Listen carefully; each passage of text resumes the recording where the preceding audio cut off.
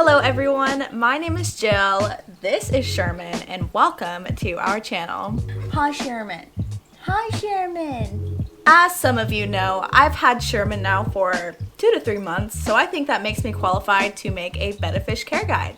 Now, keeping a betta fish might seem very straightforward, but some of you might not know that they are the most abused animal that you can get from a pet store just about. Even most employees at big brand pet stores don't know how to care for them properly, so they aren't going to give you the proper information on how to take care of these fish. But before I start this video, I feel like I should mention that today is Thanksgiving. I don't know if you guys celebrate Thanksgiving, but I wanted to say that I'm very thankful for you guys that do continue to support me, and I really do appreciate you. And I want to ask, what are you guys thankful for today? I actually took notes for this one, or I wrote down notes for this one. So let's start off with the most controversial topic when it comes to betta fish care, and that is tank size. It really depends on who you ask. A lot of people will give you different answers. When it comes down to it, the bare minimum that you should keep your betta fish is in 2.5 gallons, and that is the bare minimum. You cannot keep them in any less than that.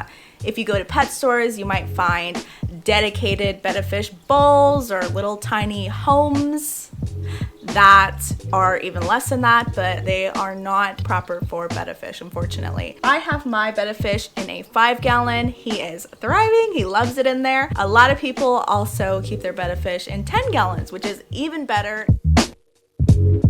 My next tip is another reason why you shouldn't have a bowl.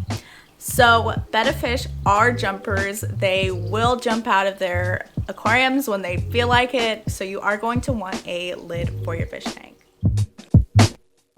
I feel like I should mention another thing when it comes to the basics. As for dechlorinants, I've been to pet stores, I've seen betta fish dechlorination that has aloe extract. It's very fancy. It's kind of a cash grab. I've been using dechlorinant in my water and it's totally fine. And if you really want to give your fish extra nutrients or whatever, then just go buy Indian almond leaves or something like that. You don't need to have aloe extract in your dechlorinant. In my opinion, I don't know.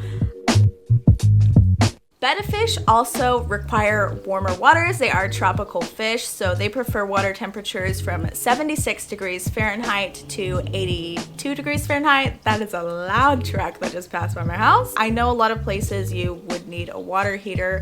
Just keep an eye on your betta fish's temperatures, because if your temperature gets too low, your fish can become super sluggish. It will not be as active. It will hide more. It can become lethargic, get sick easier. There's a lot of things that could go wrong when your betta fish is in too cold of water. So keep an eye on that. I always have a little temperature gauge in my betta fish tank. Water changes. So this goes for any fish, really. This is just like the basic and water changes. For betta fish, since usually you only have one fish in a fish tank, I mean, some people keep other things, but that's besides the point. But if you only have a betta fish in your 5 gallon fish tank, you can do one water change every 2 weeks. I do a 50% water change every 2 weeks. If you have a betta fish in a 10 gallon tank, you can go a whole month and only do one water change. But if you have a 2.5 gallon tank or even less, which I definitely don't recommend, but if you do, you're going to have to be doing more than one water change a week. So that can be pretty crazy. That's another reason why you don't want to have your fish in a smaller fish tank. It's really stressful for them. It's really hard on them. Filtration. When it comes to filtration, betta fish prefer really calm waters, which is great for your pockets because that means you can use a sponge filter. Sponge filters are super easy to find and they're pretty cheap a lot of the time.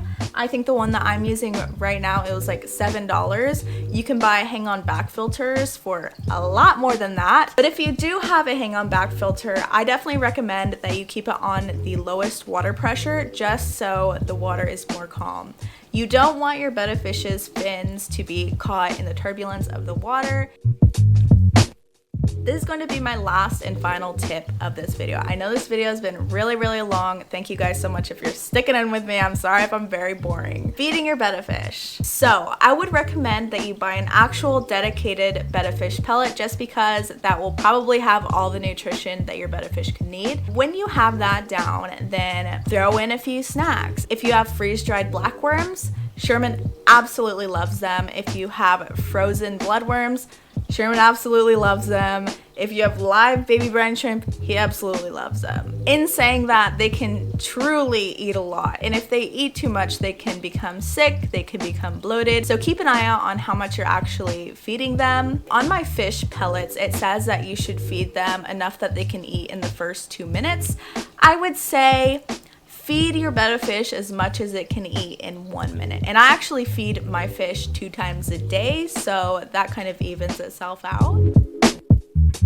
I think that was the end of my list. There's always going to be something that I end up forgetting to mention, but if you're curious about anything, feel free to ask me in the comments. Thank you guys so much for watching. If you like this video, please do drop a thumbs up because it helps my channel so much. And if you like me and you like this sort of thing, then do subscribe because I try to upload videos as often as I can. And again, thank you guys so much for watching. I will hopefully catch you in the next one.